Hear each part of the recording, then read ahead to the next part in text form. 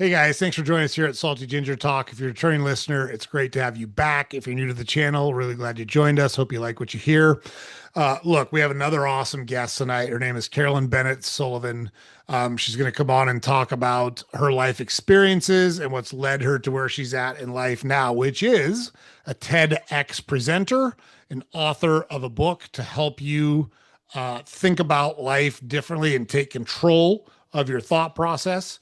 She teaches and coaches businesses on how to manage change and how to manage mindset, foster good environments and good communication and change management. And she is building a business called Soft Golf with her life partner. And she's going to talk about that as well. So she is an awesome lady. We're very fortunate to have her on the podcast. Without further ado, let's bring Carolyn onto the channel right now. Carolyn, thank you so much for joining us here at Salty Ginger Talk tonight. Thank you so much for having me, Joe.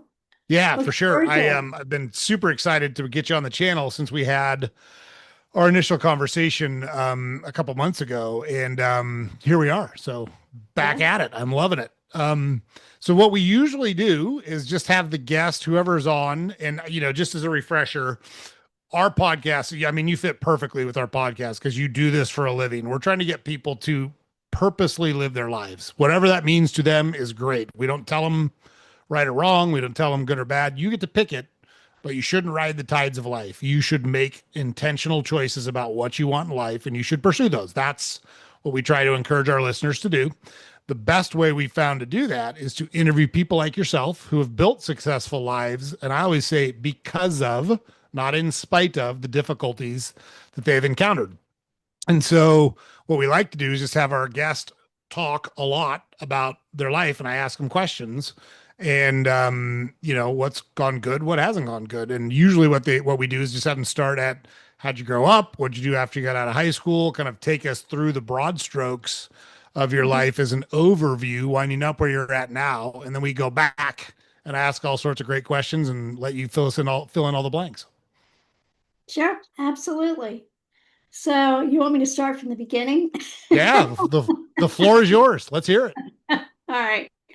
So I grew up in Wilmington, Delaware. That's where I've lived most of my life. Was actually born in Pennsylvania. Moved to Delaware when I was 6. And my father was a Presbyterian minister. So I am one of those PKs. And, they talked a lot about PKs, preachers' kids, being ornery and rebellious. And yeah, I definitely fit into that. Not that I wasn't a good kid, I was a good kid. I think part of that is when you're a preacher's kid, depending on the church, and the church in which he was a minister was a very large church. He was one of 3 ministers. You live in a fishbowl. So basically, people are watching what you do, have very high expectations of your behavior, um, and are judging you, whether they are, right?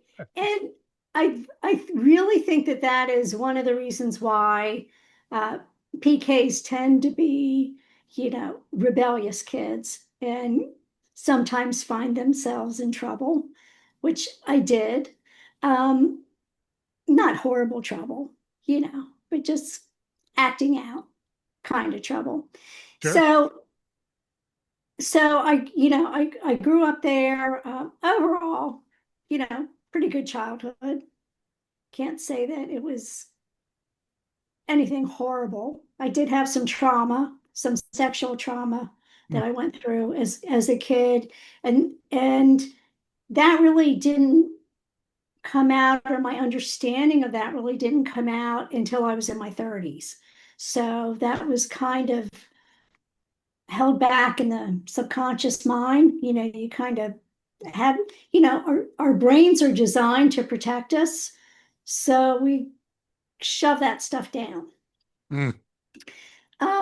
So after high school, I went to UNC Greensboro for college. So that was my first stint in North Carolina. And, just loved it and had a great time. I'm still friends with my college friends. So they're, lifelong friendships. And from there, I stayed for a few years. And then I was getting kind of restless, moved back to Delaware, and really had different jobs in sales. And it wasn't until I got fired from a job. So that's the only job I've ever been fired from thus far. Day's not over yet, right? There's always another opportunity, right? For sure. Uh, and actually, the only job to this day where I had a bad review, and I knew that they wanted to push me out. I was asking for more money, and they didn't want to give me more money, and I wasn't agreeing to their terms. So got fired, and I pursued getting into pharmaceutical sales from there. And I spent over a decade in pharma, and that was a great career. And yet it was time for me to leave that career when Pfizer was buying us out. So I made the choice to leave. And that ascended me on the path of entrepreneurship. And so I worked as a distributor for a network marketing company, and they had a lot of products in nutraceuticals, which I was very interested in. I had, excuse me, taken like a 180 when I was in pharma because I started to see, hey, we're just treating disease. We're not Mm, getting to the root cause in our healthcare system. I'd see, patients were on, 13 meds. And I'm thinking, 10 meds. I'm like, our bodies aren't designed to process this. Our livers aren't designed to process this. right. And so I really had an internal shift in my thinking, which I have maintained. Not that you don't need medicine sometimes. I'm not saying that, but I personally believe that we need to make a lot of changes in our healthcare system, and get away from disease management and really get into looking at a more holistic approach. Yeah, And look, I mean, the chronic, a lot of the chronic stuff that's around now could be treated through proper diet and exercise and sleep, like it just could. And we yeah, want to pump people full of drugs instead of saying, hey, eat a salad instead of the cupcake, go for a walk and get some sleep. Do that on a consistent basis. And a lot of this shit will go away. Like, I know it's not popular exactly. to say those things, but it's the truth, you know? But It is exactly true. you got to So see it firsthand. Yeah. yeah, I did. And I really did. And so I left that, became this distributor with a network marketing company. Thought, oh, I'm just going to go into these doctors' offices and they're going to want to sell these nutraceutical products and, generate more income for their practice. Nah. Mm-mm, mm-mm.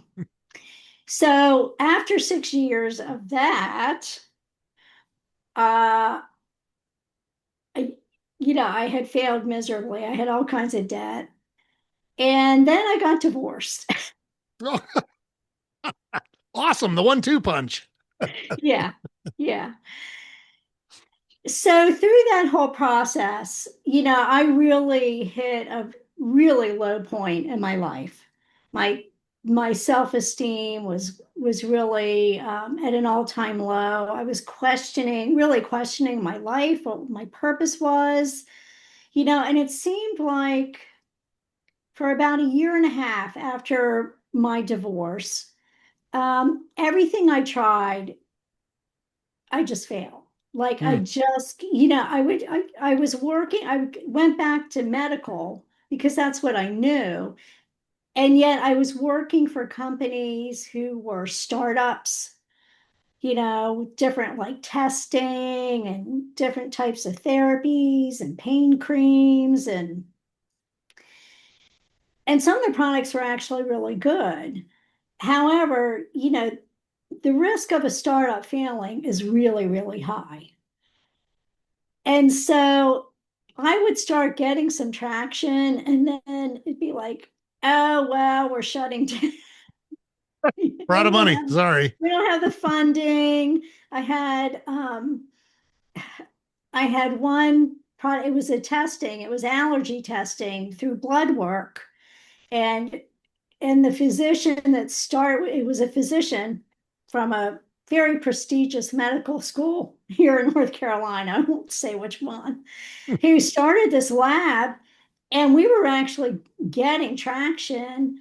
And I had a pediatrician do this testing on kids.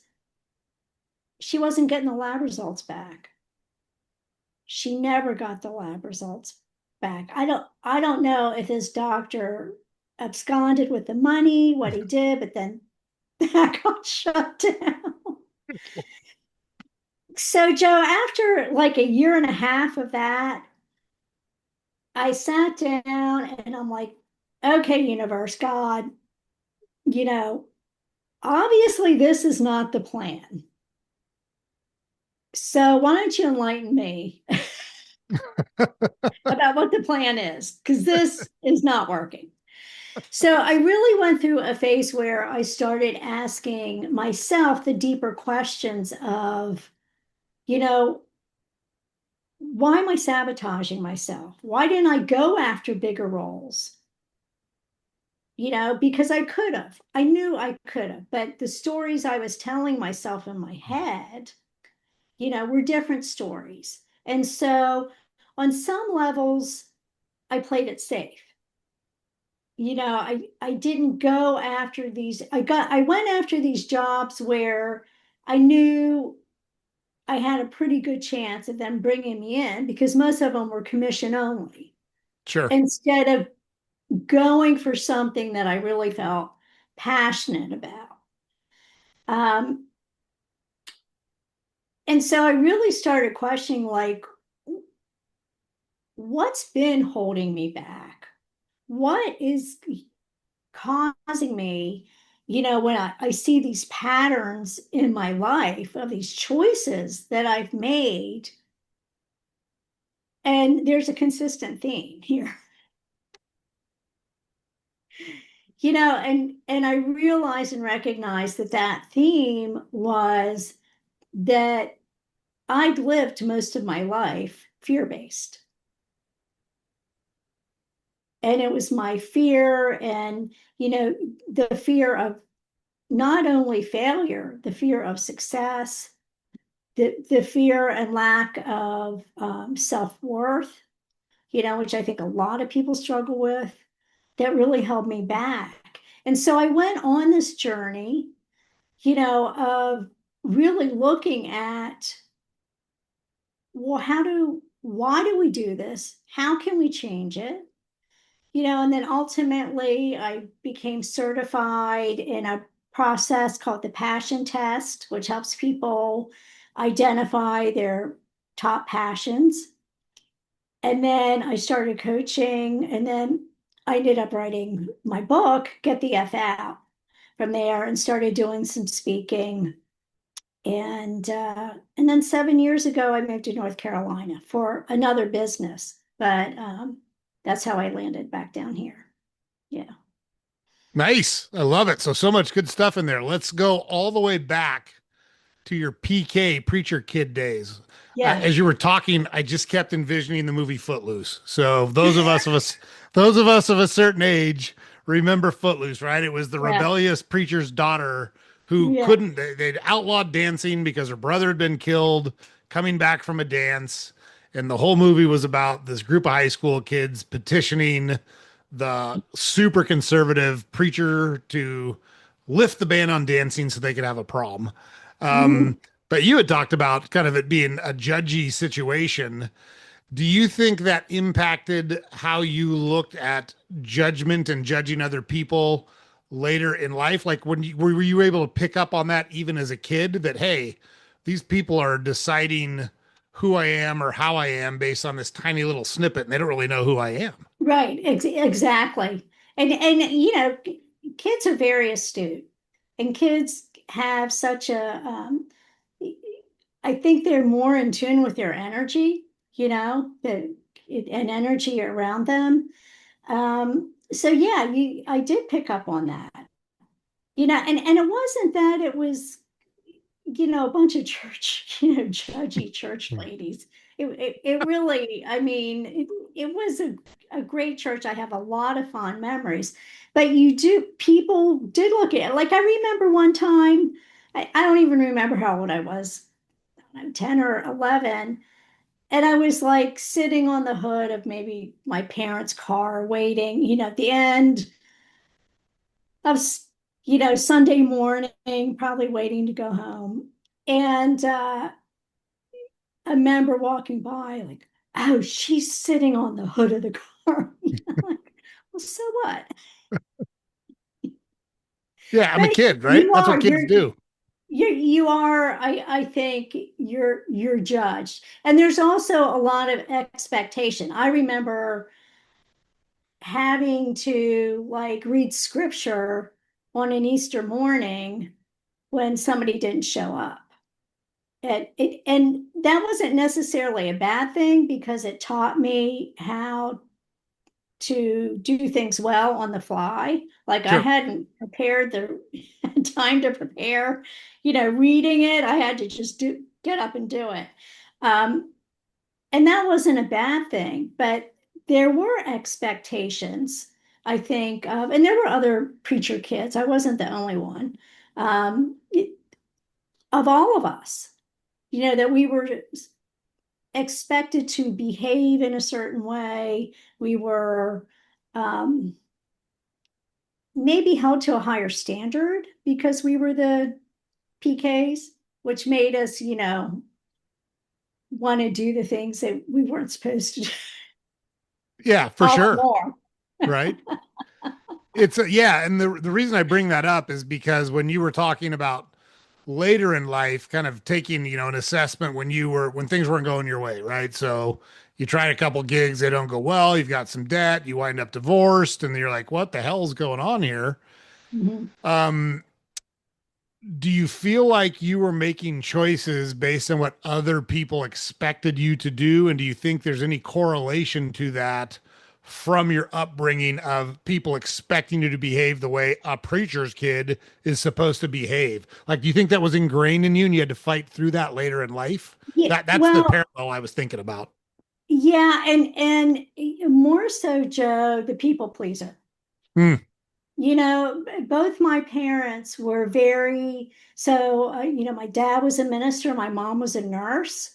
So both of them were caregivers, really cared about people, very, very good at what they did. Um, there was an expectation that, you're here to serve other people, not yourself. And so there's that expectation of other needs are more important than mine. Right, right. Exactly. And so Exactly. I need And, to live my life meeting the needs of other people, not my own needs. and that's very unhealthy, right? I mean, that's not a good place It to is be. unhealthy. And Yeah. and I'm still recovering from being a people pleaser. It takes practice. So I'm told. I have no such Yeah. affliction. Just for Yeah. Good for you. my standard line is I was born without the give a fuck gene that most people were born Yeah. with. And I've been that way since I was a kid. And I don't like I say this, and my wife always wants me to correct it. She said, when you talk like that, people think you're bragging. She knows I'm not bragging. For Mhm. me, it's just statement of fact. That's just how I am. I know who I am and how I am. And so, like, if there's merit to what you're saying, I'll listen to it. But if you just don't like me, okay. Like, there's lots of people that don't like me. The line's right over there, by the way. That's cool. Like, I'm okay with it. Yeah. Not everyone has to like me, but there's tons of like my wife is the exact opposite of me. She's much more wired the way you're wired. And Mhm. there's a lot of benefits to that too, right? I mean, it's not all bad. It's not, hey, I want to be just like Joe. No, you don't. You don't want to be just like Joe because Joe's got his own set of problems that come with not caring what people think about you. Like, that's not all rainbows and unicorns. It causes Right. problems. You have blind spots and you can block out very valid criticisms that you should listen to because you don't care about those criticisms. So it's not all good just to say, I just want to make other people happy or I don't give a fuck what other people think. Neither of those extremes are good places to be. But I appreciate you being able to talk about the people pleasing side because I'm not able to. Like, it's just not an experience I have in my past. But Yeah. again, horses for courses. Not one's not good or bad. That's just how Right. people are. People are wired different Yeah. ways, right? Yeah, absolutely. Yeah. So you, what'd you do? What'd you study when you were in school? What course of study did you take? So I have a degree in psychology Ah, and a minor in sociology and a minor in business. and then you went and sold drugs. Yeah. What made you pursue psychology? What was interesting about that to you? Originally, I wanted to help people. There you go. And I've always been fascinated with the mind and how, as human beings, how our mind works and, really what makes us tick. Yeah, for So sure. that That was makes a real perfect sense. interest. Yeah. Yeah. And people are so different. It's the best example I can personally think of because so my wife and I have been together for 33 years and we're very different people. We at our core we share a lot of the same values and beliefs. However, we're very different people and very different approaches to life. But we've always had a ton of respect for what the other one does and recognized, hey, that my spouse thinks very differently than me, and that's actually a good thing because we can really get along with each other despite thinking about things differently. But the best way to illustrate it, I was taking a course one time, it was an online course because I was interested in it. And it was by a guy named Dan Ariely, who actually teaches at Duke University and he's a behavioral psychologist and he was kind of explaining how people think and why they think the way they think. And he said he wanted to do an example. So he says, I want you to take a test. And he's got five people. They're dressed all in black and they're all holding iPads. And iPads all have a different color on the screen. One's red, one's yellow, one's blue, one's green. And he said, these guys are going to stand there with these iPads. They're going to move them up and down for 60 seconds, and the iPads are going to change colors. The screens are going to change colors. I want you to count how many times you see red on any screen of these five screens. And so I called my wife over, like, hey, take this test with me. And so he's go. I push play, go. And like I am laser focused. I'm all about red. Where is red? Mhm. And so they do it for a minute and he says, okay, stop and write your answer down. And I turned to my wife. I said, how many reds did you count? She said, 29. How many did you count? I said, 62. And she said, he comes back on, it was 63. And I'm like, son of a bitch, I missed one of them. And, and then he says, and how many of you saw me dancing around behind those people in a bumblebee costume? I'm like, what the fuck's he talking about? And my wife's like, how did you miss it? He was back there the whole time. Swear to God, he replayed the video. He was behind them dancing around in a bumblebee outfit. I never saw the guy once because I was so focused on the task, I wouldn't look at the bigger picture. And she sees the bigger picture much better than I do. And she couldn't focus on the task, but she didn't miss that guy dancing around dressed up like a bumblebee. And like, she's really smart. I'm really smart. It's not a bandwidth thing. It's not an intelligence thing. It's just our minds process the world differently. And that was a really good lesson for me that, hey, you know what? Not everybody thinks the way you think, dumbass. And maybe you need to think about expanding your mind a little bit and getting more information from people to understand what they're thinking and why they're thinking it if you Mhm. want to be successful in life. So that's the psychology thing's always been very interesting to me as well. I never studied it, but I find it very interesting because if you can understand what motivates people, what drives their thinking, then you got a shot at helping them. And I actually, Absolutely. yeah, I actually do want to help people. I just have a very odd way of doing it. I'm definitely a tough love kind of a guy. And that works for some people and it really turns some people off. And that's not right or wrong. It just is. But, Mhm. yeah, I would think that you would have been able to take some of those learnings from psychology and I'm sure it made you successful as a salesperson and it's got to make you uber successful on what you're doing now. So we'll talk more about that as we get into what you're doing now. But that's an interesting background. Yeah, for sure. Yeah, yeah, So absolutely. And it definitely helped with pharma sales. Um, because when you're really in any kind of sales, there's typically multiple people that you're working with.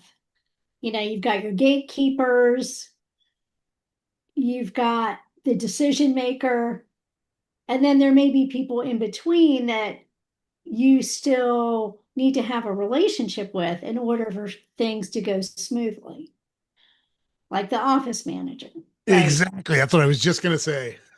And so, really learning to be able to relate to different people on different levels based on who they are in their role, as well as, where they're at when you walk in. Because you can tell, oh, it's that day today, or oh, they're having a good day, and kind of you have to kind of be a chameleon to, okay, let me meet them where they are. Because if you, particularly in pharma, and I think with a lot of sales positions, if you go in and you're just all hell bent on your goal and what you're going to do, and you're not taking into consideration what's happening with the people in that space, you're not going to be successful.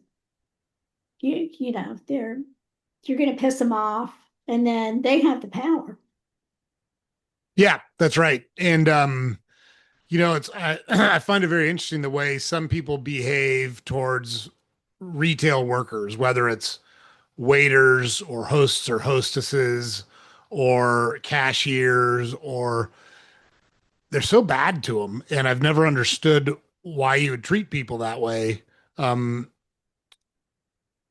regardless of their position. So, like, don't get me wrong, I can be a huge jerk to people, but it's usually because I feel like they've done something to deserve it. Like, I'm a jerk back to people if they're a jerk to me. Like, my wife and I went out to dinner last night, and she really likes Indian food, and they opened a new Indian restaurant not far from our house. And so I saw it about a month and a half ago, and I was like, I need to take my wife there because she'd really like it. I don't like Indian food, but I can find something. So we go, and it was late. It was like 8:30, something like that. And they had like this chicken pizza. And I'm like, oh, I bet you that'd be okay. I could do that because I'm not really into the Indian food. And nothing, sorry, all you Indian people, it's got nothing to do with you. I just don't like that food. Right. Deal with it. It is what it is. And she's like, oh, we're not doing pizza anymore. And I'm like, okay. And she said, well, you can just get, and I'm like, wait a minute, did you just tell me what I'm going to order? No, it's not how a fucking restaurant works. So I'm Mhm. like, if I wanted to order that, I would have ordered that, wouldn't I? And she was like, well, it's the same thing. I said, really? Why are there two things on the menu? It's not the same thing. Or there'd be one thing on the menu, and I'd order it twice. And so I didn't get anything. I just let my wife order her food, and I ordered a drink, and I went across the street and I got something just because I didn't want to spend my money on a place that would talk to me the way that she talked to me. Mhm. Now, one lesson for people, I still left a tip. People got to live. Like, I'm not, don't be a jerk just because you're in that situation. I left a commensurate tip, did the right thing. That's the socially acceptable way to handle things in our society. Don't be the jerk that leaves a note instead of a tip. You're an asshole if you do that. That's not cool. You're just an asshole. I agree. I mean, I have waited tables plenty in my Yeah, life when I've I been a was cashier. younger. I've done my share of menial jobs, and it's not right to And treat people that way. no, and when they stiff you, and you're like, and especially when you've given good service, and they Yes. give you like a dime. I'm like, really? Yeah. And look, for what it's worth, my wife loved the food. She had a really nice time. I Yeah, wasn't a jerk simply because they were a jerk to me. But I wasn't going to spend my money there. So, right. but like, again, how do people think? Like a lot of people would probably say, fine, I'll just take what she told me. That's great. Thanks for the suggestion. I'm just not one of those people. So, um, anyhow, when how people think and kind of understanding that's important. So let's get to the point now where You've had some experience. Well, let's talk about getting fired. How was that? Because I was fired once too, and mine was without saying too much because it turned into a big thing. I was fired and wound up with a settlement. And I've only been fired one time in my life. I was never written up. I was just summarily fired. Right. But how was your experience with that? That's jarring when it happens, isn't it? Oh yeah. I mean, the red flags were there. I just didn't want to see them. Yeah. But I was really, really unhappy in the position. I was working for a real estate company. I was doing property management, and they made, someone, my manager that was in corporate relo, had no idea. I just they just wanted an excuse. I was really upset. I Mm, remember being crying and I remember asking. So that was in Delaware. And Delaware is one of those states where you can be fired without a reason. So I remember asking the lady who was head of HR, why are they firing me? They didn't have a reason. mm. She was like, well, we just don't think it's working out. I'm like, really? And so I think it was because I had tried to renegotiate my salary and start earning commission because I was bringing in rental properties. And the company wanted me to take a big cut in pay and then earn the commission. And at the time, one of my good friends' fathers was CEO of Blue Cross Blue Shield of Delaware. So I went Mm. to him and I said, would you look over this contract for me? What do you think? And he said, under no circumstances do you sign that. So I went back and I said, I'm sorry, this isn't going to work for me. And then after I got the bad review, I refused to sign that too. Yeah. I'm like, I don't agree with this review. So they wanted me out. So initially I was really, really upset. The good thing that happened though, Joe, people came and supported me. So um, I had helped a couple in property management, and I still did a little bit of work in corporate relo. That were moving to Delaware. The guy was going to be the GM for TGI Fridays. They were opening, and he and his wife and I were going to run a 5K the next day. So the next morning I tell her what happened. He's like, why don't you come on board with us? I'd love to have you as a manager. And I'm like, I am not getting in the restaurant business. I'm like, been there, done that. No, thank you. But he brought me on in a temporary position because they were in the process of hiring and they needed someone to look through resumes and kind of filter people and manage that. And he said, listen, it's not going to be a ton of money, but it's going to help you pay your bills. Sure. And then I had another friend that, owned a nail salon, and she's like, hey, Carolyn, come, so people stepped up and I scraped by and I started pursuing getting a job in pharmaceuticals. And it took about 4 or 5 months, and then I got that job. Um, so it ended up not being that, it was a bad experience. And yet it was good in that doors opened for me because I left that position or got booted out. Yeah. So it Right. kind of kicked me in, I wanted to leave that position and it forced me to not stay comfortable and look, it forced me to get really serious. What about you? What happened when you got fired? So I was my real job now, I've been in the grocery business my whole life. I've done several, like I flipped a lot of houses and I've done things on the side, but my primary professional career has been in the grocery business my entire life. And I wound up fairly high up at a company, and it had been purchased by another company. Mhm. And it was a big company, but not nearly as big as the one that bought it. And I had worked at the one that had bought it previously. I'd left and come back, and I was going to be a solution to the challenges down there. Well, I was asked to do a couple of things that were, one was just morally not right, and one was just straight up not legal. And I Right. said, fuck that. I'm not doing either of those things. Mhm. And so, about 3, 4 months later, I got called into office on Friday and said, we think we're going to part ways, just out of the blue. And that was very jarring to me. Like, it was very Yeah. surreal. And I'm not, other than anger, which I certainly, I managed the Irish temper for sure. So I was wired hot blooded in every sense of the word. Um, but in those kinds of situations, I'm very calm. And I did not say a word during the entire meeting on purpose. They asked me a couple of questions, and I said, I have no comments. Just like that, I have no Mhm. comments. Um, and I went and got an attorney and said, look, here's what happened, and we wound up working out a deal after the fact. So, but it was funny. I was driving home, and I didn't tell my wife on purpose. I wanted to talk to her face to face, Right.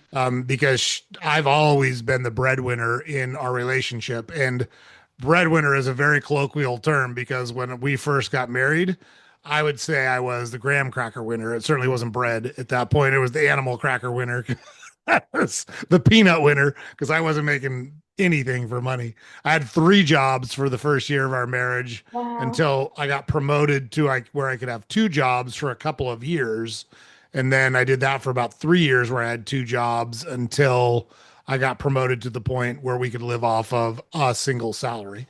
Um, Mhm. but on my way home, true story, on my way home, the radiator in my car blew Oh, no. as I'm driving home from being fired. The radiator in my car exploded. I had to pull over, get the car towed, et cetera, et cetera. And then I had to get a ride. The tow truck driver actually gave me a ride home. That's how bad he felt for me because of the Oh, wow. situation. And I'm like, Yeah. I dude, mean, like, that's look, the, I really appreciate it, but it's really not as bad as it sounds. Because I remember thinking, this is actually probably going to be one of the best things that ever happened to me, Mhm. even though right now it's jarring. And even though right now I have no idea, what my next gig is, and it's not easy to replace jobs at the executive level. That does not happen quickly. Like, you don't just go and have a job, as an executive 2 weeks later. It takes time. Right. Even through all that, I remember thinking just very rationally, this will be a good thing if I use it as a springboard, which is what I wound up doing. But yeah, it was jarring for sure. I'd literally never even been written up. I've never been reprimanded in my career. I'm like a fucking all-star employee. I come Right. early, I stay late, I grind, I learn things quick, I do more than I'm asked. And I don't do that for anyone but me. I do that because that's how I'm comfortable. Like, Mhm. that's important to me to do those things. I don't give a shit about brownie points. I don't give a shit about attaboys. So long as I know people respect me, I don't need anything else. If I feel like I'm not being respected, we're going to go. Like, we're going to go. I did that Right. once with a boss because I had a boss that he called me lazy, trying to get a rise out of me. He knew I wasn't lazy, but he said, I think you're lazy. And I said, what did you fucking say to me? He goes, I'm your boss. I said, I don't give a fuck who you are. Nobody calls me lazy. Like, you're gonna take that back. You're gonna Yeah. reframe that right now, or you're gonna have a big fucking problem. Like, the respect is all I care about. Mhm. And going back, tying that into what we've been talking about in terms of what motivates people. I read a book called What Got You Here Won't Get You There. I don't know. Have you ever read that book? Yeah, I haven't. Sounds like a great book. It is. And it's for, like, once you reach a certain level, if you think about career progression, right? So you're an individual contributor and then you wind up moving into like a manager type role, and then you move into more of a leadership role. And once you get to that leadership role, your job is very different than the jobs that you've had previously in your career, and the skills and abilities that you developed as an individual contributor and sometimes as a manager aren't necessarily applicable to your job as a leader. And you have to reframe how you think about the world and reframe how you interact with the world if you want to be successful at that level that you're at now. And in that book, it said, I'm trying to remember all four of them, but it said there's only four things at their core that motivate people: power, responsibility. So it was power, popularity, recognition, and money. Mhm. Um, and I was like, instantly, I knew it was power for me, not from twirling my mustache, I want to run the world type thing, but I like to control my own destiny. I want to be in charge of I want to win or lose based on my actions. I want the decision power to control my own destiny. I've never cared about money, which is funny because it's actually not been hard for me to make money in my life and my career. I've always had pretty good paying jobs once I hit about, I don't know, 27, 28 years old. Um, Recognition? No, I don't. I've never cared about recognition. I went back to high school, or sorry, I went back to college as an adult to finish my degree, and I have a degree in finance. And I finished as the valedictorian of my class because I got straight A's. Schools always come very naturally to me. And so the dean of students called me and said, "Hey, I want to talk about your speech." And I'm like, "What speech?" And she said, "Well, at the graduation." I said, "I'm not going to graduation." And she's like, "You're the valedictorian." I said, "Give it to somebody else. I don't give, I didn't go to school. I'm 30 years old. I got three kids. I don't need to Right. walk across a stage in a robe and say a bunch of words. That's not why I did any of this. I don't give a fuck about graduation or being a valedictorian. Give it to somebody else. I don't care. I'm not coming." And Mhm. I got along with her really well. She was so mad at me. I'll never forget it. But I bet she was. the recognition doesn't matter. It doesn't motivate Right. me. And then popularity has never been a thing for me. So I knew Well, immediately. obviously, with those anger issues you have, I'm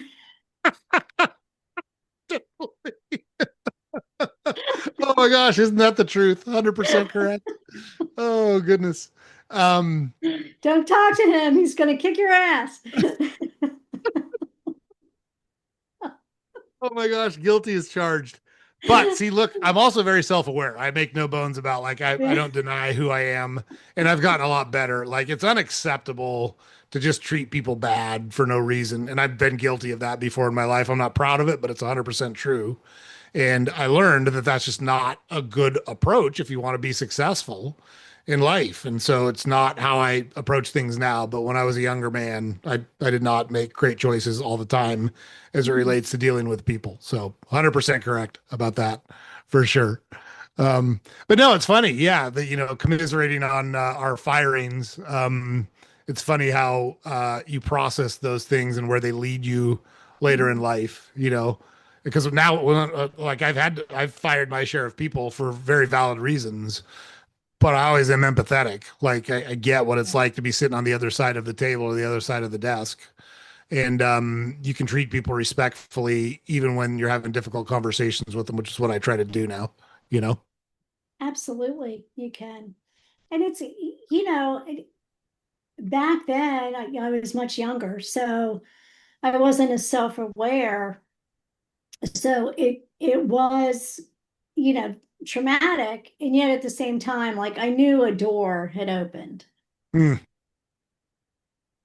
Yeah, well, it's awesome that your kind of support people around you or people around you kind of rallied around you and said, "Hey, we Yes, can throw this your way and that your way and help you to get back on your feet," which that's awesome. really was. I was really surprised in such a good way, how people rallied because I was living in an apartment. I had to pay rent.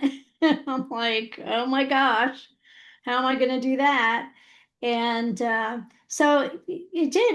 It was enough for me to get by until I got hired in pharma. And And did that what was the timing of that as it related to your divorce? so let's see. I left pharma in the spring of 2003, and I got divorced separated in 2009, and then Oh, so divorced. you were still married when you got fired then? Yeah, I wasn't married. It was way before I got married. Oh, got it. Okay. So you Yeah. were like you were counting on yourself and you no longer had a Oh job to pay yeah, your bills. yeah, yeah. I was, single person, um, renting a house, with a girlfriend, and yeah, so I had rent to pay. I had obligations.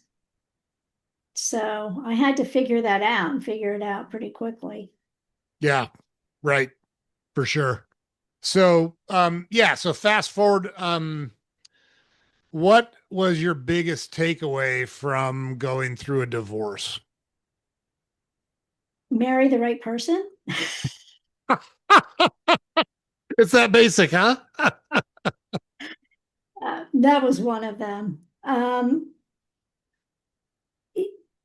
For me, I think the biggest takeaway was really that no matter what happens to you, you can get up and move forward. And there's always something to learn.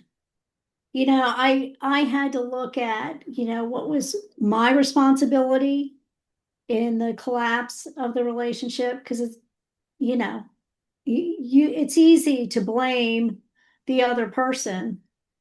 Um, but it takes two people for a relationship to succeed or fail.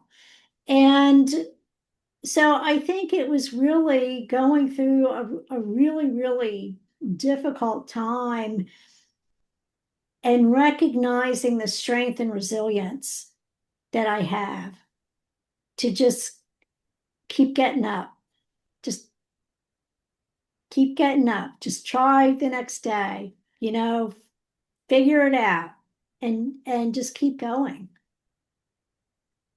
I love that. I have three sons and I don't do it anymore, but I used to make them watch the fight scene at the end of the first Rocky movie, and in particular, round 14. And like, I still get goosebumps watching that scene because it's such a great analogy for the way I think you have to approach life. So it's round 14. He's just been getting his ass kicked all over the ring, but he's still Yeah. fighting. And Apollo Creed finally knocks him down. And he's on the canvas. His manager's yelling, "Stay down, stay down." And everybody in the stadium is like, "Stay down. We Yeah. can't watch you take this ass kicking anymore." Right. And he claws his way back up the ropes, and Apollo turns around and he's like, "This fucking guy won't go away." And he gets back into the fight. His girlfriend Adrian comes walking out Yeah. and she's like, "Oh my God, Adrian. yes." I can't tell you how many times my wife has looked at me the way Adrian looks at Rocky in round 14. Yeah. Like, God, when are you going to learn? Why are you being so hard on yourself? Why do you keep taking these beatings? Um, but I love the way you talked about it because it just brings that to mind. Like, you just gotta get back up. You just have to keep fighting because it's gonna get better at some point. It might not seem like it, but it's gonna happen. Yeah. And I don't know that you have to keep fighting. So I think that that is sometimes a myth that we have in society. Um, it- yes, you have to get up. You have to keep going. But a lot of the work that I do with people is about really aligning. When you're aligning with who you truly are and what you're passionate about and what you're here to do, it's not fighting. Perfect segue. Absolutely perfect segue. I You love, know, yep. so do you have challenges? Yeah. It doesn't mean, when you're doing something that you feel passionate about, you're never going to have challenges. You are. But the mission, the purpose, the why, Simon Sinek talks about is so much greater. You just understand that that's part of the journey. Yep. Yeah. And so maybe we substitute, you got to keep trying instead of keep fighting. Maybe that's a better way to say it. Because I actually agree with what you're saying. I know I'm not trying to be hypocritical or go back on what I'm Yeah, saying. However, I know you can't quit. Like quitting, like right, you'll be the first person that quit successfully and had a better life from quitting. And I don't mean like it's a little bit of semantics in that quitting might mean quitting doing some things that you've been doing that have not been successful for you, but you need to replace those with other things that you're going to right, pour your heart and your soul and your passion into. right. That is non-negotiable. You've got to keep trying. You've got to keep trying to move forward. But what you're saying is you've got to be intentional about what it is you're trying and moving forward towards, right? Mhm. Yep, absolutely. Yep. So how did Yep. you do that at that stage in your life? Uh, you leave pharma, you've gone through a divorce, you've got some debt, and you're like, hey, what the hell? What is going on? Walk us through what that looked like for you personally, and then we'll get to what you work with other people on now. Yeah. So, for me, it was a lot of trial and error. Um, just writing the book, marketing the book, not being great at marketing the book. Um, and then learning, what is it that I really want to do with this work that I feel passionate about. And some of that has transitioned. I think we reinvent ourselves throughout life. I've certainly transitioned from focusing mostly on working with individuals to now wanting to work more with organizations and help them through change and disruption because there's, gosh, a whole lot of it around us right now. Mm. Uh, but that process too wasn't totally seamless. And then, I have this period that I'm still in where I met my life partner and we moved to North Carolina to pursue his passion with the golf game. And we're in season right now, and so we both are still working on that. So it's been quite the interesting ride. Well, you haven't, you had not been entrepreneurial previous to this stage of your life. Is that right? You'd always worked Oh, for I always someone worked. else? Yeah, I always work for someone else. Yeah. Yeah, and I do now. I work for our local community college for the small business center. So I work there part time Mm. as a small business specialist. Helping mostly startups, not make some of the same mistakes That you witnessed firsthand. that I've witnessed firsthand. Yeah, that real world experience is so valuable to bring to And the table. But you do it, other you do stuff on the side, right? You do speaking and I you still do. I do still do speaking coaching. Yeah. and workshops and coaching. Yeah, and one of the things that I love that you talk about, Joe, is tough love. And sometimes people need to hear things they don't want to hear. That's right. And you don't have to be, like you said, you don't have to be an asshole about it. You It's can just a tell fringe benefit sometimes. them, right? You can tell them with compassion or, and or empathy. Um, but I see that quite a bit in the small business center. People come in and they have this idea of how they're going to start this business. And I'm like, you need to do like 10 steps back and do your homework. Yeah. You've got some due diligence you need to do here. You've got some, business planning you need to do here. Some figuring things out, you know. Yeah, So it's sometimes people don't like what I have to say to them. However, I feel like it's my obligation to be truthful with them because having, as an entrepreneur, it, it is, you need a lot of grit. It takes courage and it takes a lot of resilience, and you better have a lot of passion around it. Yeah, because you're going to get kicked in the teeth. That's how life works, by the way. Life's going to kick you in the teeth every once in a while, more often than I think most people are prepared for. And Right. that's where the keep trying part comes in. Like, it's not always going to Mhm. be fun, it's not always going to be awesome. And when you look at people who are successful, a lot of times they've been successful because they've stuck to what they're trying to accomplish, especially when it gets hard and when it's not fun. Because a lot of Mhm. people give it up at that point, and the Right. ones that push through it are the ones that wind up being successful. However, like you just got done saying, if you don't have a good plan or a good product or a good base from which to move forward on, you're cooked before you start anyways. So Right. that's what you're saying is you tell people, oh, time out. Let's just not set ourselves up to fail here. Let's make sure we're going about this in a more intelligent way than we're planning on doing it right now. Mhm. Yeah, Yep. that's true. The Yeah. workshops that you do, what are those workshops around? Like, what do they involve? Who do you do them with? What do you focus on? What are you trying to teach people when you do those workshops? So my workshops are mostly with organizations. They can be nonprofits, corporations, businesses. And they're around navigating through the uncertainty and anxiety and stress that change occurs, change within organizations.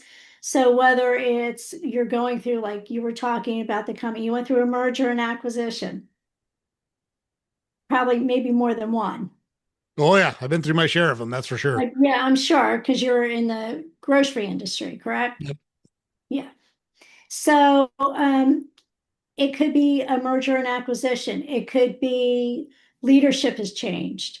It could be a new directive. I mean, look at all the disruption with AI that's happening. There's actually a term now called change fatigue, because some organizations, there's so much change happening all the time that employees just, they're so overwhelmed by it. They Mm. can't stay on top of it. And, and I hear from people in different industries sometimes, that the directives change all the time. One week, okay, we're going to focus on this. And then the next week, we're going to focus on this. And then, and you're laughing. So possibly you relate to that. Um, Yes, I've been through my share of those things. I know exactly what you're talking about. right.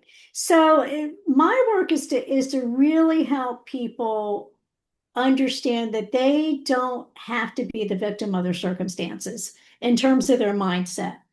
And so what happens with change, our brains are naturally wired to resist change, Mm. because our brain is wired to preserve us and preserve our energy. So when we're going through change, what's happening from a neurological standpoint is it's taking more energy. And so we resist it.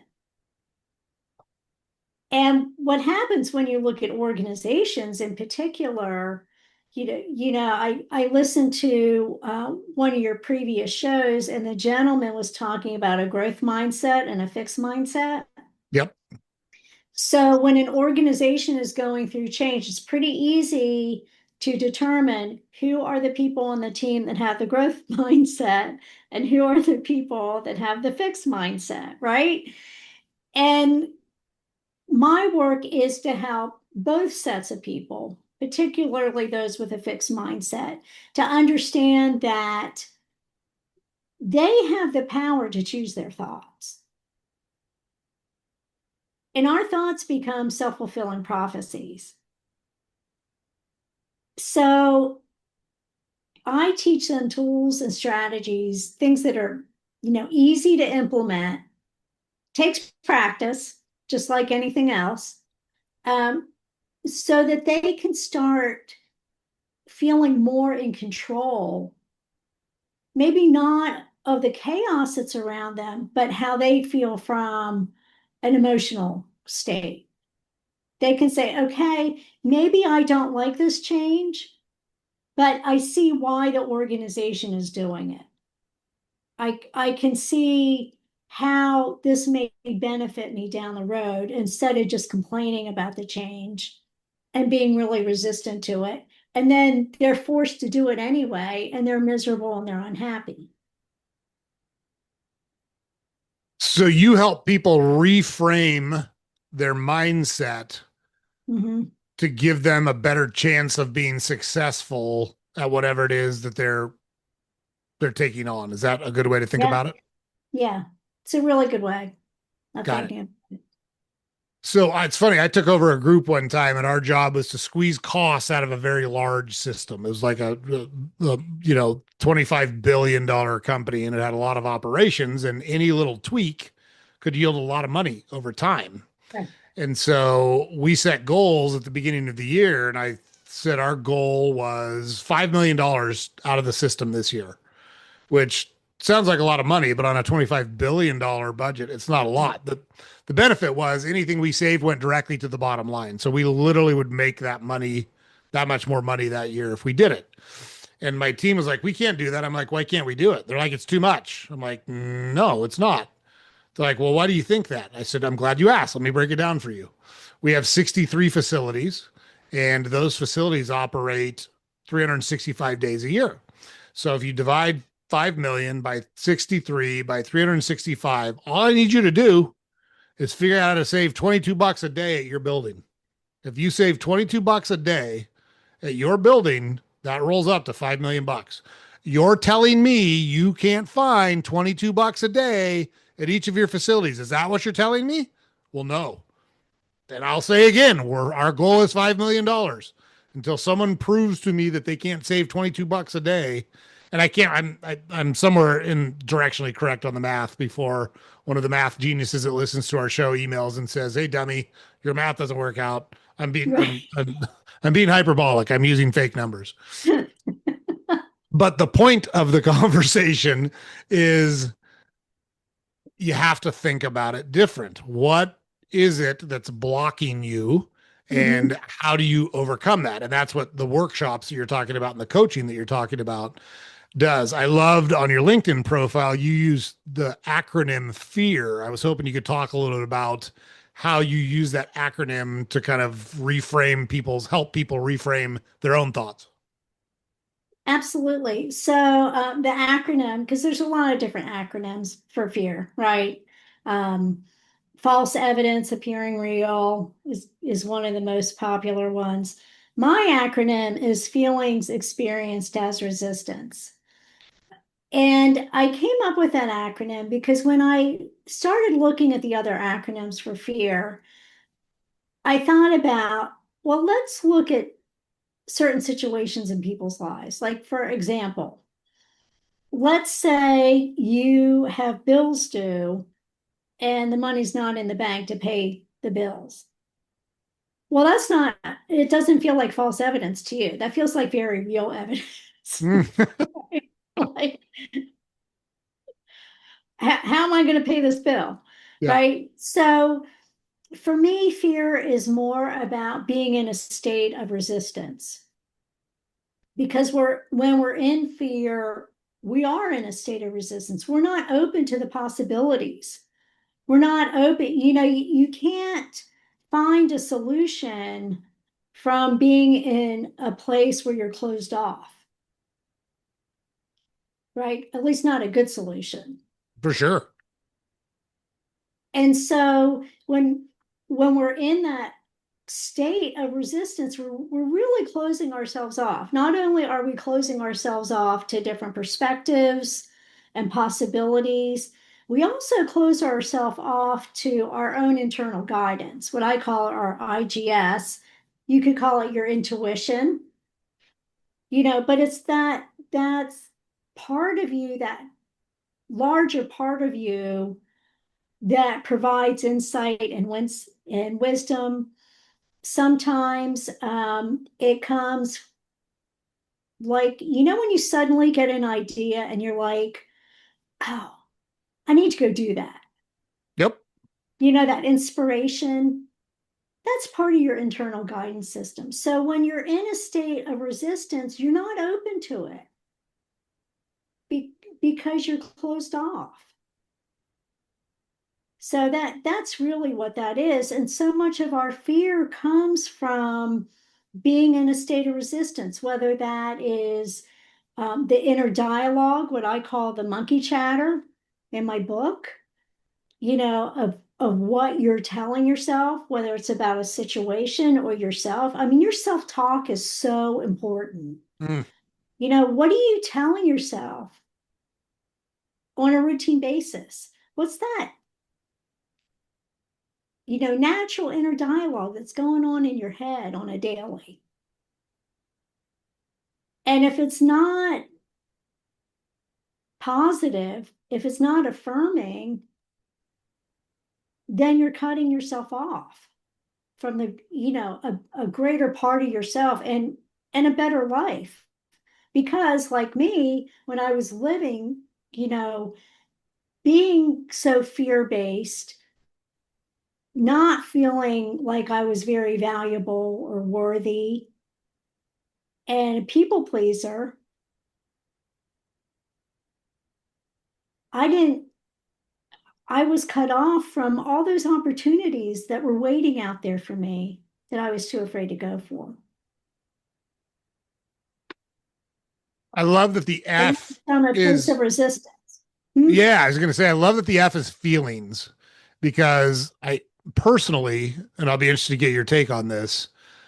I think a lot of people confuse feelings with facts. And I hear people say a lot, that's a fact. No, that's not a fact.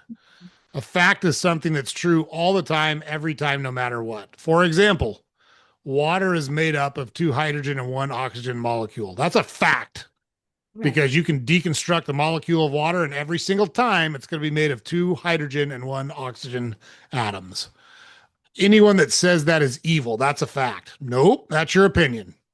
That Mhm. is an opinion. It might be a very valid opinion. I might agree with your opinion, but make no mistake about it, it's an opinion. And I love that feelings is the first F in your acronym because I think too many people allow their feelings to cloud their logical, left brained, fact based thinking process, and it prevents them from being successful. Partially, yes. I, Hmm, I agree with you on a lot of levels. Feeling we are emotional beings. for sure. We're emotional beings. People can say, "Oh no, we're oh, I'm rational. I don't ever do anything based on my emotions." Well, ultimately, we make decisions because we think whatever that decision is going to make us feel better. Yeah, look, my wife gets whatever she wants. I can be the left brain, hardest ass guy in the world. My wife gets whatever she wants. I'm a soft touch when it comes to my Yeah. wife, and that's emotions. It's 100% emotions, Yeah. right? So feelings and beliefs as well are thoughts that we choose to believe so much that they become a belief. They become a truth to us. But beliefs are really just thoughts that we've thought over and over and over and over again. So the feelings, we do cloud our rational mind with feelings.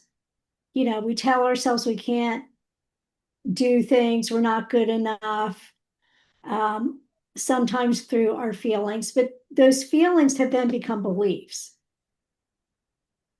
And so the way that we have to change that is we have to start changing the story that's inside our head and what we're telling ourselves. And really so much of what we believe about ourselves comes from early childhood. Because our brains are like sponges, especially when we're little kids. So we hear something, we have a situation, it goes right into the subconscious mind. And all of a sudden, we have this belief about ourselves that may not be true at all.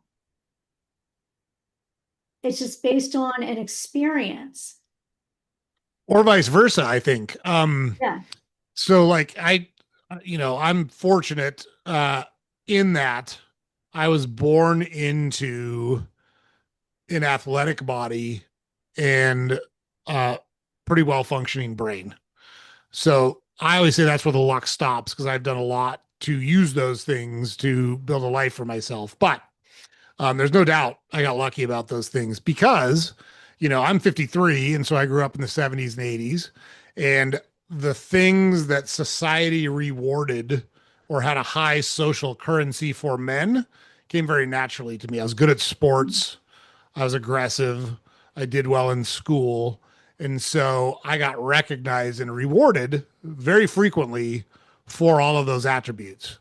And so that helps. I'm a confident person by nature, but then it was reinforced over and over and over again at a very young age for me. And it's probably where uh, a lot of my fearlessness comes from, in that a lot of success early on. And Mhm. then, you get out in the world and you start getting kicked around a little bit and you're like, hey, what's this shit? Like, this isn't normal. When did all this start happening? Um, but I was fortunate that I had those things to fall back on. And it's what's helped me kind of push through a lot of instances. I went through college on a baseball scholarship and I used the example. I was a pitcher and I use that example to, because people will ask me, how can you be resilient the way that you are? How can you take, bad news the way you do and just come back and say, all right, what are we doing about it now? And so the example I use, I grew up in that world for 20 years. But from when I was 3 until I met my wife, if you asked me what I was going to be, I was going to be a professional baseball player, Mhm. and wound up getting a college scholarship and had a chance to play professionally and blah blah blah.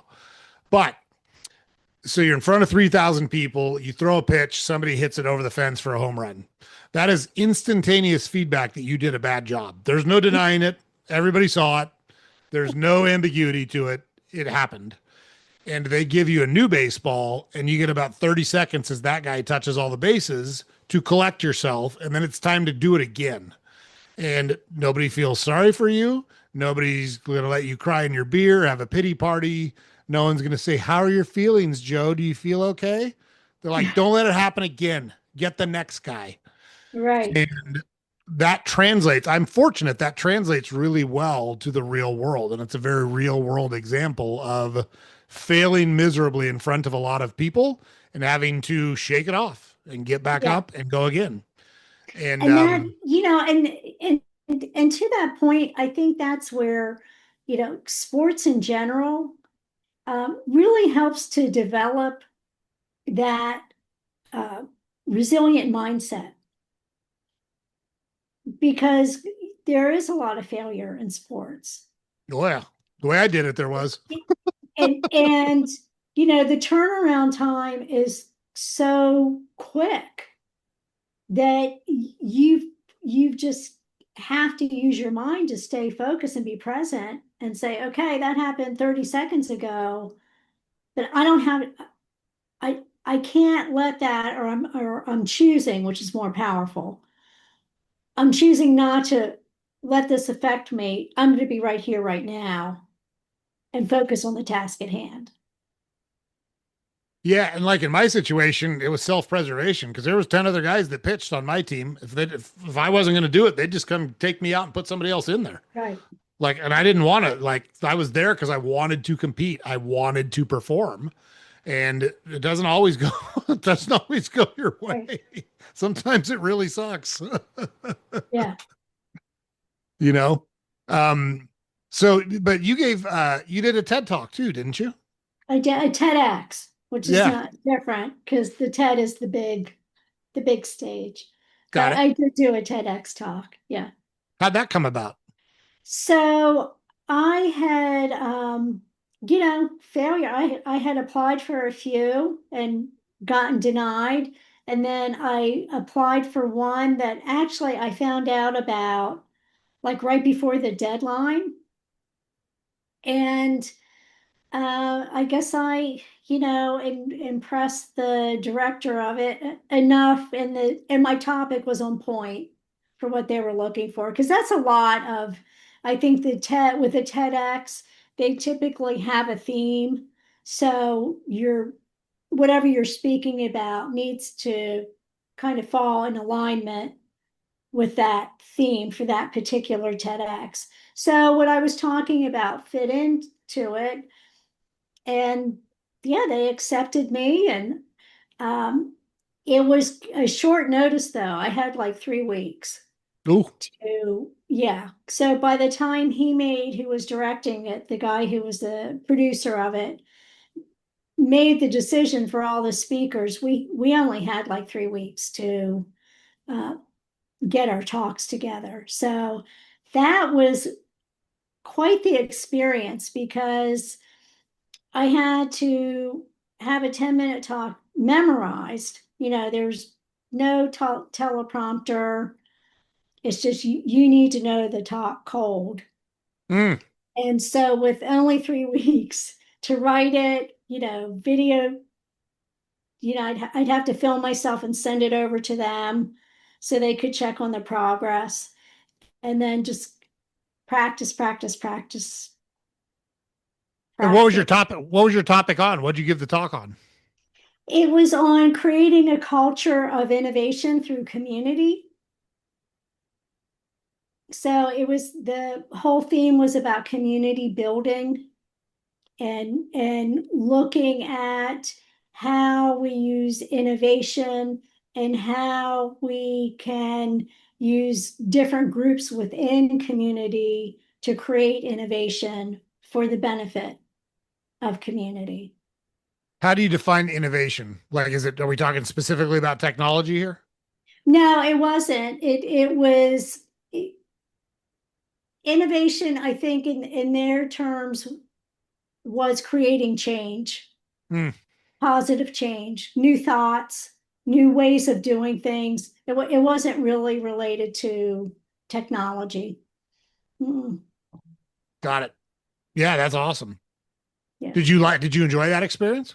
I did. I loved it. I loved it. It was, really scary getting up on that stage and really scary having, those big lights on me. Um, and yet it was exhilarating. I mean, because it took a lot of focused effort to to get that talk done and to know it and practice it and then doing it and the feeling of wow, I did it. I had wanted to do a TEDx and like wow, I did it. So it was worth all the effort. That's cool. That's very cool. Yeah. Yeah. What what's the theme of your book? And why'd you decide to write the book? Like what was the impetus for that? Yeah. So the theme of my book, so I have a copy of it here. You can see it. Let's see it. Well, you can't Oh. because I'm on Zoom. You can't see it. It's called Get the F Out. Um, and it's about really, I could say it's about overcoming fear, but it's really not about overcoming fear. I don't know that we ever really overcome fear. We may overcome fear of certain things, Hmm. like you can overcome the fear of public speaking, right? You can overcome the fear of heights. Um, but the type of fear that I'm talking about in the book is more the fear of living authentically in who we really are, of um, the fears that hold us back. The monkey chatter, that inner dialogue, the being disconnected from your intuition, being in that state of resistance so much that you don't even open yourself up to listen to your own wisdom. You're listening to all the voices in your head. You're listening to what everybody else is telling you. You might be listening to what's on social media and the news. You're not listening to your own voice. And so that's what the book is about. It's about helping people who are struggling with either feeling stuck or maybe they've struggled with lack of confidence, self-doubt, imposter syndrome, you know, self-sabotaging, uh, really giving them tools and strategies to really reconnect back with who they are authentically and move forward in, a much healthier and better way and fulfilling way. Was that a bit cathartic for you to write at that stage of your life, or Oh how did you yeah, feel about it? it really was. It was um, very cathartic. Yeah, absolutely. And I wrote the book. I was in a business group. I had a business coach, and so I'd been talking about writing the book, and then one day Charlie just said to me, "When are you going to write the book, Carolyn? You've been talking about it for like 6 months now. Have you started on it? Have you?" And so he gave me the proverbial kick in the pants that I needed, and then once I started writing it, I became very consistent about it and said, okay, I have to get this book done. And it's a little book. It's a short read. So, um, and that whole process was very interesting. Writing it, getting it edited, publishing it, learning that, um, being an author, that whole sort of industry, which was totally novel to me. Yeah, brand new, right? That was your first Yeah. experience in it. Mhm. What did you like the most about it? What did you dislike the most about the whole book writing experience? I'd say writing it, I liked the most, sitting down and taking the time to get your thoughts on paper like that. What I like the least about it, probably the marketing. I Once would have you been write shocked if it, that wasn't your answer. Yes. once you write it, it's your work, and then I think if you're smart, you hire an editor, pay someone to edit it for you, Hmm. somebody who really understands that industry.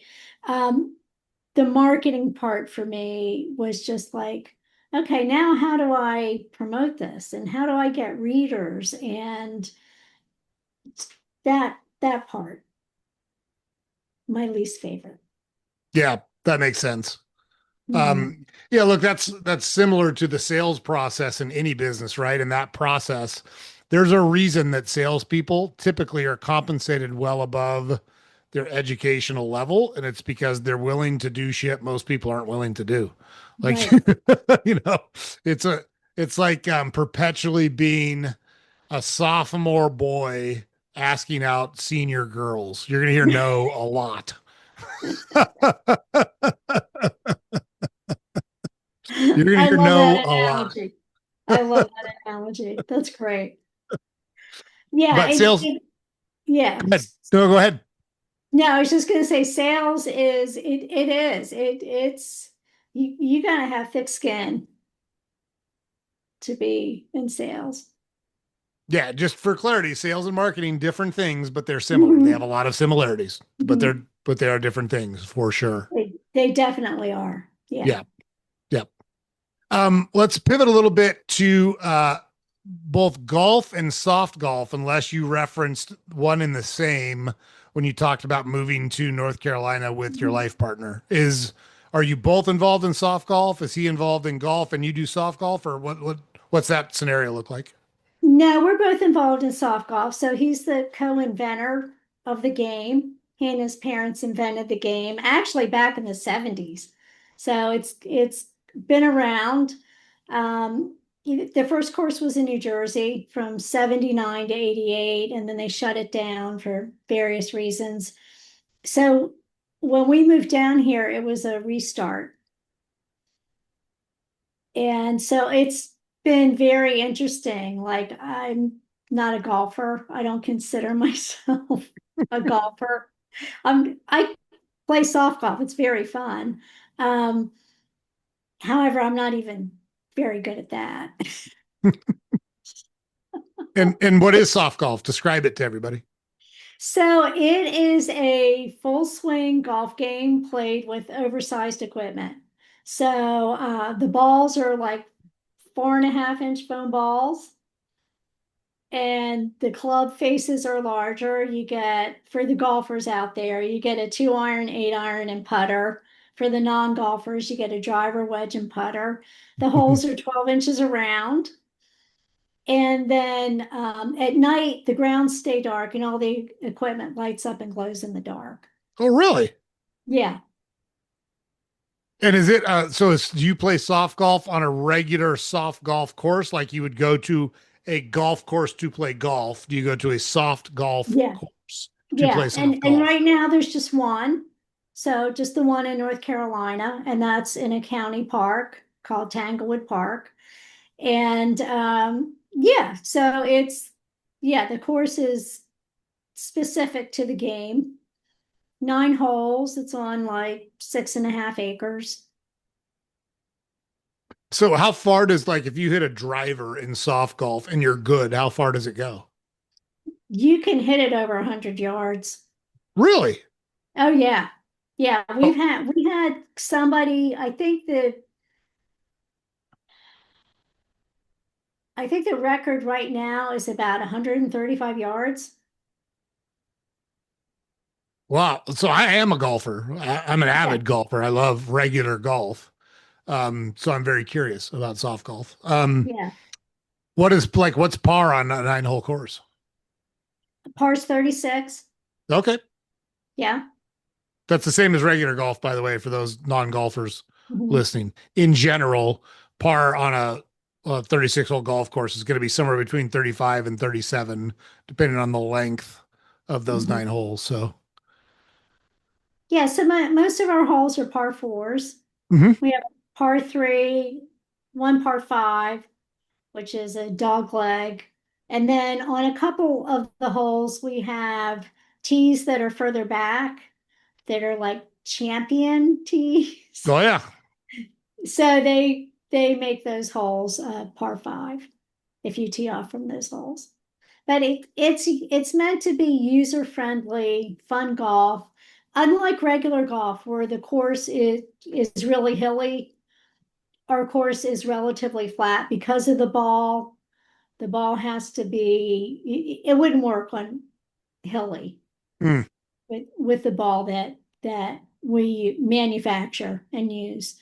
Um, so one of the beauties of that is, I mean, we don't have golf carts.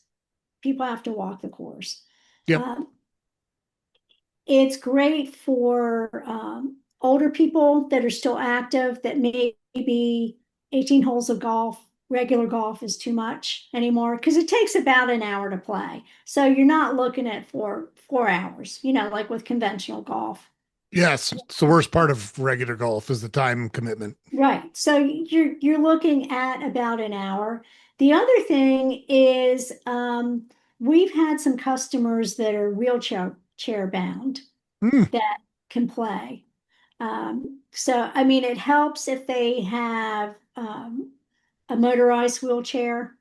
It's kind of harder if they don't. But yeah, we've had people in wheelchairs come out and play. So it's actually considered an accessible course. That's very cool. So it's alternative golf. Yeah. But you got to come to North Carolina to play it, right? Yeah, right now Yep. we're working on that. I hear you. Yeah, but that's a big endeavor on its own because that's real estate and land development, and yeah, that's a big job. It's a lot of work.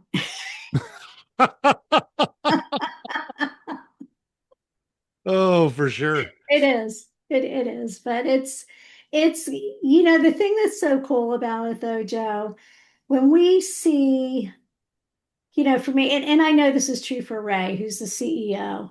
Um, we see families out there and they're having fun and they're laughing.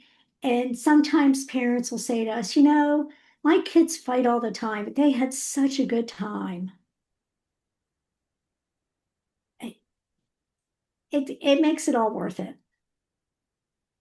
Yeah, that's Seeing awesome. people having a good time and laugh, or sometimes we'll have some customers and they're like, this is like my stress relief. I come out here, spend an hour. It's not as difficult as conventional golf. And a lot of people say it's not as frustrating and intimidating because you're playing with a big ball. Sure. Um, and they're like, yeah, I just come out here, I get whatever's been going on, you can knock it out of their system and chillax and feel good. Yeah, that's awesome.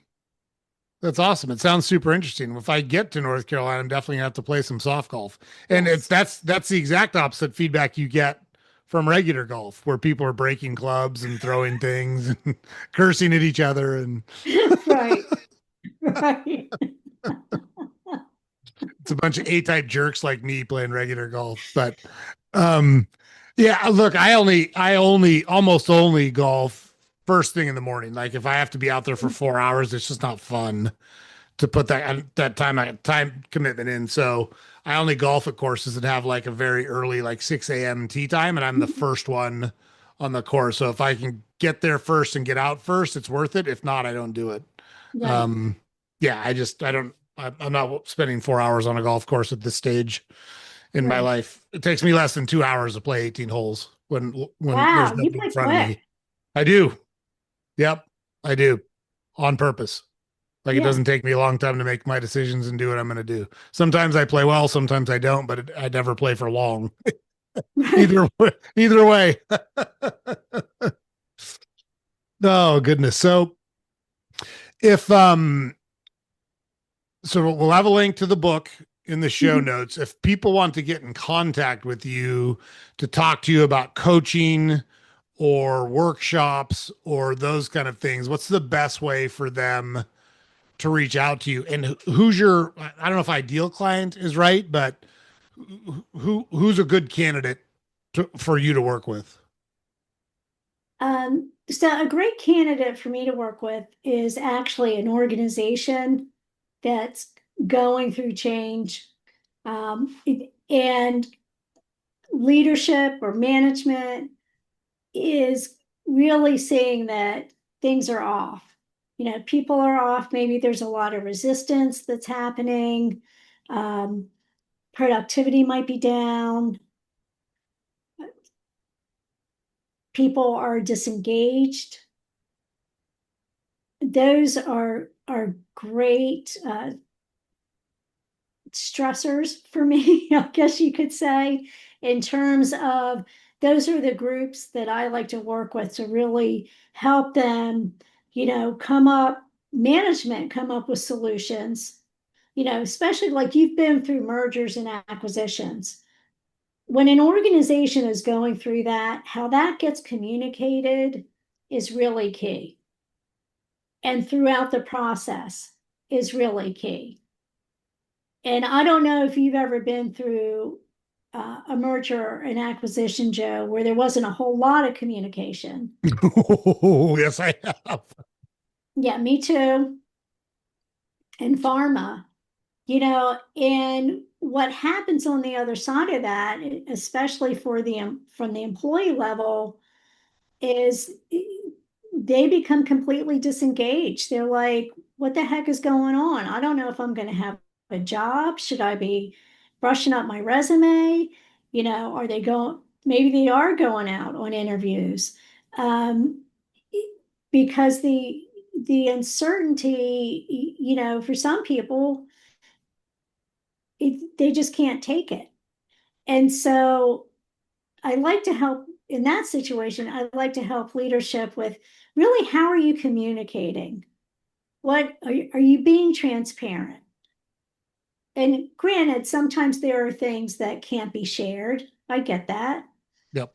But there definitely are ways that you can communicate to help your employees feel a sense of psychological safety while they're navigating through this. So that is a great client for me, or an organization that's just going through a lot of change and they're noticing that employees, yeah, they're not engaged, they're resistant, there's some inner conflict going on where things need to get resolved in order for the ship to move forward, into calmer waters. Yeah. Yeah. Yeah. And yeah, so I've been through my share of mergers and acquisitions, and one in particular stands out to me that just everything you just described happened. Um, Probably out of necessity because really nobody kind of knew exactly what was happening. And so everything was being made up as we went along. And I, at that point, had been an individual contributor, and all of a sudden, um, I was thrust into some leadership positions. And I've always been a leader. Even as a kid, I was in leadership positions. I was a captain of every team I played on, and I was student body president. So it's not abnormal for me to be in a leadership position at all. But there's a difference between going into work and doing stuff you're responsible for, and then all of a sudden being responsible for the stuff 25 other people were doing as well. And Right. I wound up in that situation, and this thing was chaos. It was an opportunity that we had to act on in order to capitalize on the opportunity. So I knew why we were doing what we were doing, but it didn't make it any more fun. And we worked every day. Like, to start off with, I got a call that said, "Hey, you got to get on a plane and go to Dallas, Texas, and we don't know when you're coming back. Pack a bag." Yeah. And I was married. My wife and I were married. We had three kids under the age of 8. Was it 8? Yeah, I was 8 at that point, under the age of 8. And I said, "Hey, like this, this is going to be a good opportunity, but like I don't know when I'm coming back." And to their credit, they were good. They let me fly home every weekend, but I was there for 4 months. So Wow. like all of a sudden, like I was just gone. And starting then, I and a large group of us worked every single day. That was in July, and we worked every single day through February. And when I mean I mean on Thanksgiving, I mean on Mhm. Christmas, and this was before Zoom and Teams, and it was our ass was in the office. We were Right. regularly scheduled meetings at 7 a.m. on Saturdays and Sundays. And the grocery business is that, like, when's the last time you went without buying groceries? Yeah, never, because everyone's got to buy groceries, Right. right? That's just the business. And so I knew why everything was going on, but it doesn't make it any more fun. So I love that you're able to kind of communicate that, because it's a real blind spot for a lot of companies. I'd be shocked if you don't agree with that, but Uh, yeah, I, go ahead. I know when we were going through you know, the merger with Pfizer, it wasn't a merger, it was an acquisition, which I Yeah. found out about from the Today Show. And that made me really happy. Um,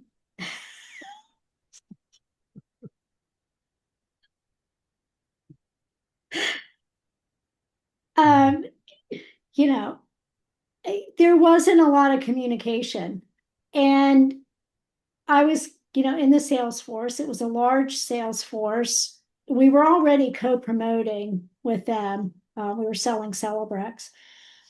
And everything that was being fed to our managers, our DMs, down to us was just keep selling Celebrex. Don't talk to your doctors don't engage in conversation about the merger. And just, and on our side, we were like, well, we don't know if we're going to have jobs in 6 months. Like, okay, so you're talking about severance packages, but what's that going to look like? And am I going to have a job? And it's really hard to focus with that level of uncertainty and be engaged and want to be productive, when you're facing that. And that might be part of the process. I understand that. But the lack of communication, where, months would go by and we didn't hear anything. And maybe our managers weren't hearing anything either. So it was like everybody was kind of kept in the dark. And I think that that is really counterproductive to the organization. It's Maslow's hierarchy of needs in real life, you know?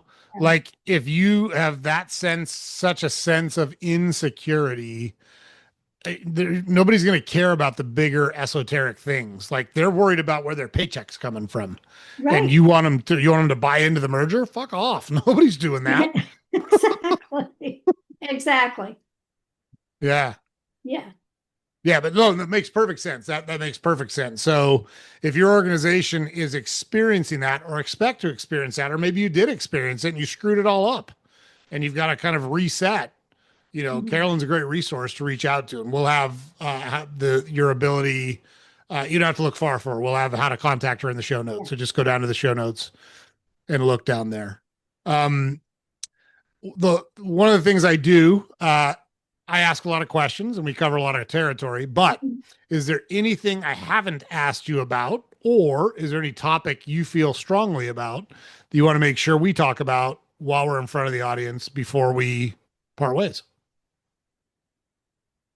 Well, I think one of the things we kind of touched on, but really didn't go into too deeply, is the idea that we create our own reality.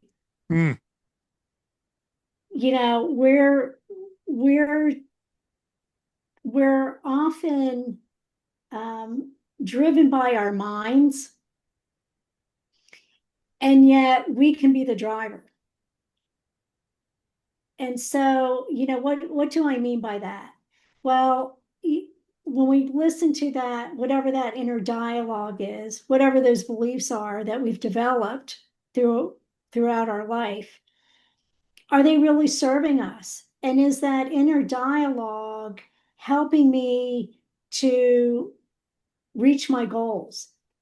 Is it, or is it keeping me stuck? And we have the capability, because our brains are so powerful, to actually, rewire our brain. And the way that you do that is you change your thinking, you change your idea of the outcomes that you want, and then you have to practice it. And so, I think a lot of our society is very much in victimhood. Life happens to me, but life really happens for you. All those challenges we talked about, Joe, I like to call them spiritual 2x4s. And I'm pretty stubborn. And sometimes, I get the red flags are there, but I really got to get walloped by the side of the head till I wake up. that is awesome. I love that. you know, and so it's really, when you get hit with one of those, saying, okay, what was my part in this? And what's the purpose of this? What's the opportunity here?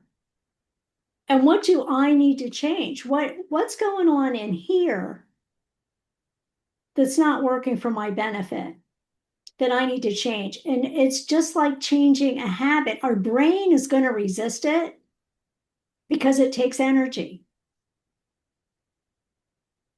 So our brain is going to resist it. And yet you have to, just like going to the gym, or you love golf, you know, Were you good at golf when you first started? Nope. No, you have to practice Yep. and you have to keep practicing A lot.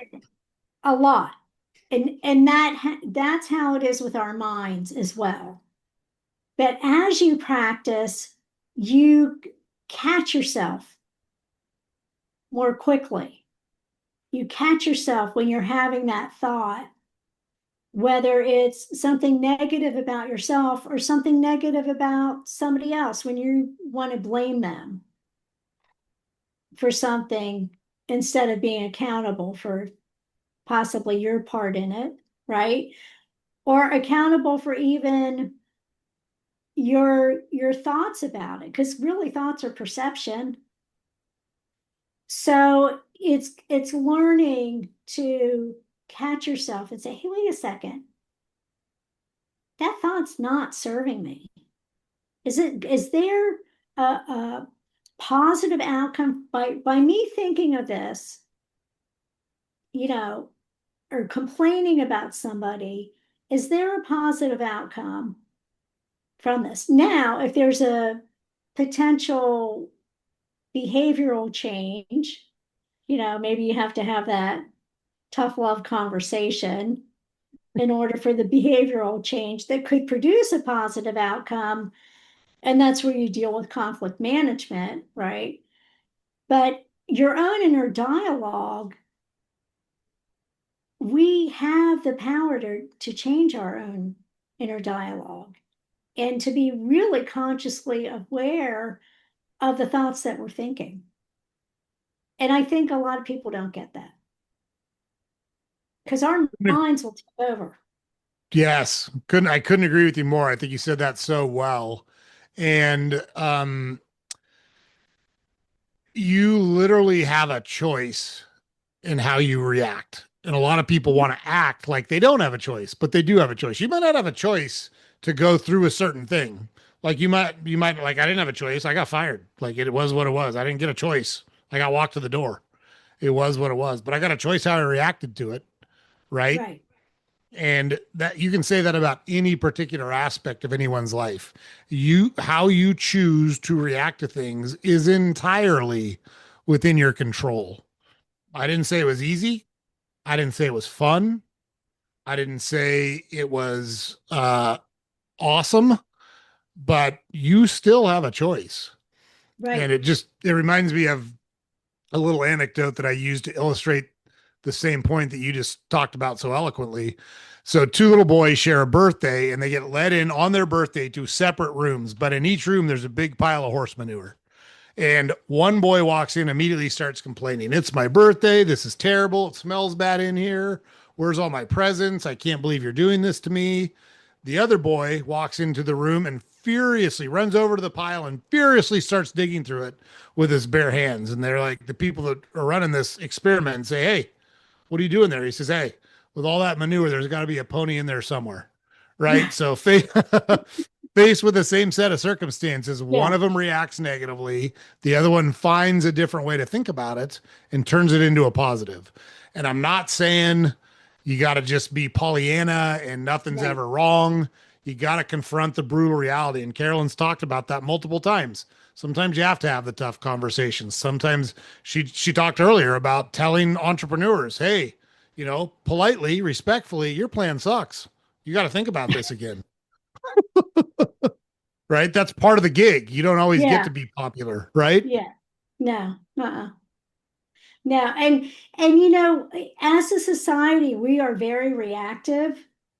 And it comes back to being connected with that inner part of you, that inner strength of not letting those outer circumstances cause that reaction. You may feel that reaction, but then, like you said, you have a choice. And, we're naturally creative beings. So, by really practicing and learning how to master your thoughts and consciously choose, what you want to think and the outcomes that you want, you're creating your future. by doing that. And then you get so tapped into that picture, of where you want to go and that goal and that outcome, that those circumstances happen and you can be just like, hmm, yeah, I'm not happy about it, but it's part of the journey. So let me figure this out. Yeah. And to your point, you're creating that future, good or bad. It's a choice Exactly. to It's stay a in a bad choice. mood. It's a And choice and to have a negative attitude. and that internal dialogue every day is creating your future. Because whatever that internal dialogue is, you're going to make choices and take action based on that, or not take action. That's a choice, right? To not take action is Yeah. a choice. It's a choice if you want to go to the gym or not. It's a choice. Are you going to get out of your comfort zone and go do that thing that you want to do that you're scared to death to do? Yes or no? Like it's Yes or no? really, it really comes down to those basic things. Now, easy to talk about, not easy to do. However, you, Exactly. you have that power. And if you're struggling with that, and if your organization is struggling with that, you've got a lot of stuff from Carolyn available to you, right? So, Yeah, got the book, absolutely. got coaching. You can reach out to her about the workshops. There's lots of ways to go about it. And I love that she comes from a place of deep personal experience in this. This is Yeah. not, Carolyn's And not it ain't positioning over her, yet. right? She's not positioning herself as, hey, I have just floated through this life and all of these things have been ordained to me by the supernatural. And I just figured all this out. This is the school of hard knocks talking and sharing. Look at the life she's built for herself because of all the difficult things that she's gone through. So when you have access to someone that's willing to share these things and speak from all these personal experiences, there's a lot of value in it. So all I'm saying is consider it, right? Don't dismiss it out of hand. There's a lot of opportunity here for you and your organization if this is something that you need. So, but yeah, Carolyn, thank you so much for joining us. I loved our conversation. You just did such a great job. You're such a good Thank you. speaker, and I Oh, love all the examples that you bring in the real world. That's what we're always looking for is what could our listeners do right now? And I feel like you gave several examples of here's what you could do right now to impact your approach to life. And I just so thankful that you're willing to come on and share all that knowledge with our listeners. Thank you so much for doing it. You did a great job. it's been my pleasure, Joe. It's just been so much fun talking with you. And I love, your experiences and your stories. And I'm sure you've got plenty um, I'm that I'm that I didn't hear today. Yeah. Yes, we all have our experiences in life. Whether you choose to cry about them or learn from them is entirely up to you. Hopefully, I've done a good job of learning from them after I've gotten done crying about the ones that I was, upset about. But it is what it is. We just got to move forward. Yeah. Yeah. You got to get up. Get up and keep trying, right? Not Yeah. fighting. Keep trying. I like the correction Carolyn made there. See, I'm already learning. I can Yeah. be taught. So thank you again so much, Carolyn. Really appreciate you joining us tonight. You did a great job. You are so welcome. Thank you. Awesome. Okay, guys. So there we go. Carolyn did not disappoint. She is so good at kind of illustrating how to change your mindset, how your mindset affects you, that these are choices that all of us make. And it's okay to have these feelings. It's okay to have these doubts, but you can't let them paralyze you. You've got to figure out a way to change them in your mind and let that convey itself into a positive mindset to move yourself forward in life. So she did such a good job. The link to her book in the show notes, the way to get in touch with her if you want to talk to her about speaking, if you want to talk to her about coaching, if you want to talk to her about workshops, in the show notes as well. So really loved having her on the podcast. She did such a great job. And just we're so appreciative that we keep finding all these awesome people that are coming onto the program and sharing all their knowledge with all of our listeners, and really, really appreciate it. So James puts it up every day. Head over to our website, saltygingertalk.com. All the podcast episodes are there. Links to all the social media accounts are there. We publish a newsletter every weekday you can subscribe to there. Please like, share, comment, subscribe to the podcast on whatever platform you consume it on. We're going to keep finding awesome people like Carolyn and all of our other guests. They're going to keep sharing all these awesome tips and tricks to help you build the life you want. You don't want to miss it. Make sure you catch our next episode. We'll see you there.